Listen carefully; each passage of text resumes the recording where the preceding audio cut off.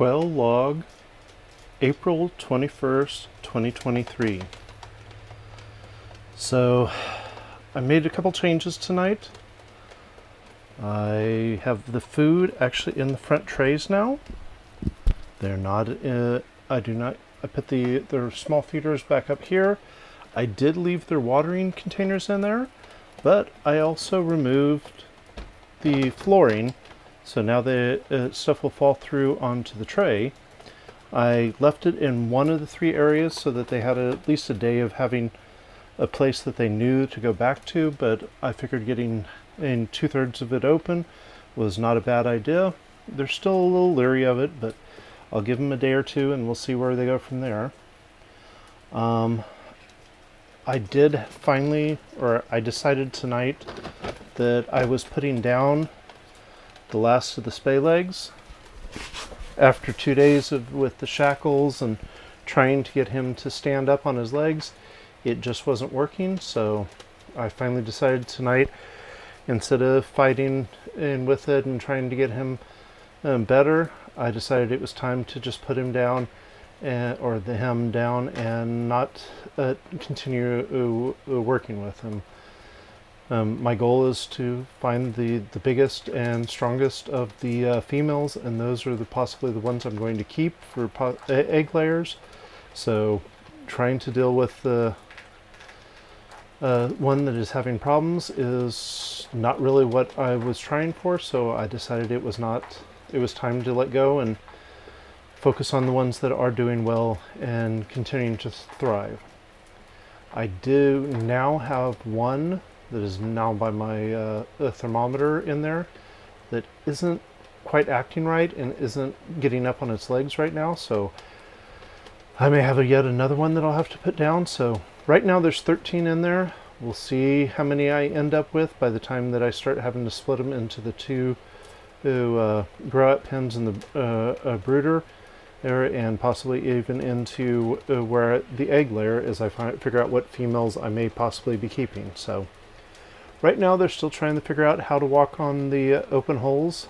Their feet are big enough that I think they should be okay with it, but it's definitely different than having the flat mat underneath them like that they've had for the past week. So, but they are now a week old and seem to be doing, or most of them seem to be doing fairly well. I'm hoping the one that seems to be walking strange right now will pick up and figure out and heal on its own. Otherwise we'll have to see if I have to put any more down. So that's it for my babies for right now. They seem to be doing okay.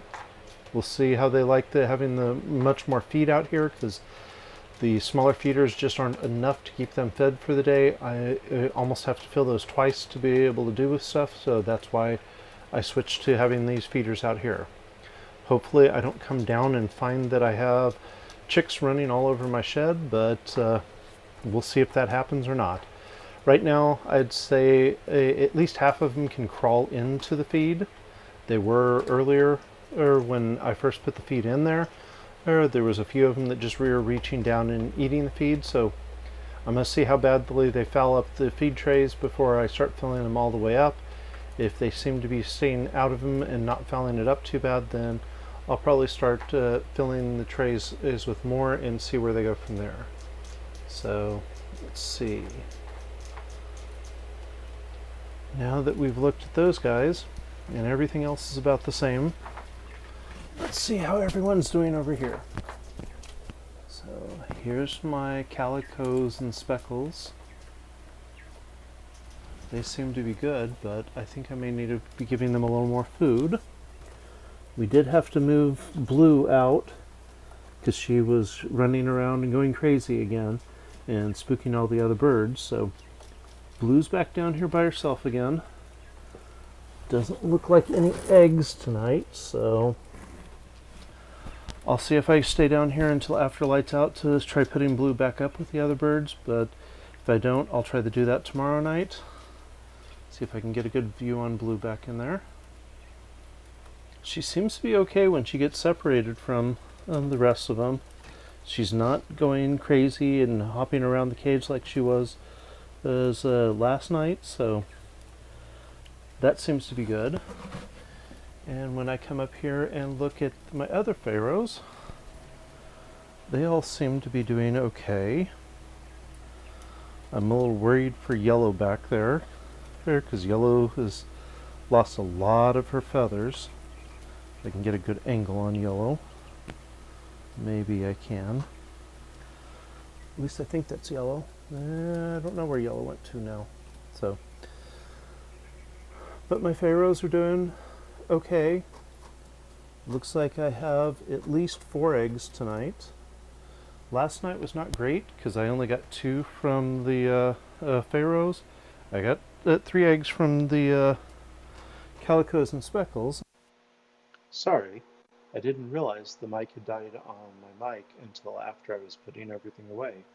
So I continued recording for a little bit longer and talking about how everyone was doing, and that I'm getting close to, or tomorrow will be the when I've had my Pharaoh girls for 1 year at this point. And it's definitely been an interesting year of trying to raise Quail, and up to this point. Now that I've actually hatched Quail, I think I've done about everything except for calling birds at this point. So it's been definitely an experience and something to learn from. The overall, I found the Quail are easy to work with, especially the girls. Adding the boys in has definitely made life with Quail definitely more interesting. And for all I know, that has been and part of Blue's problem is that she just doesn't want to be mounted by the boy, and so that was why she was running around the cage. It's hard to say. So looks like I'm gonna finish up for the night. The Quells should be getting close to lights out, and we'll see where I go from there, and see how well the babies do now that they've got the trays of food out front. Looks like we've got a couple of them out there eating right now, so at least I know they can get into it, and we'll see how they deal with the changes and the open up of the cage. I figure the mat will help keep them warm for at least a few more days, and we'll see where we go from there. So I guess that's where I'm going to end it for the night. Thank you.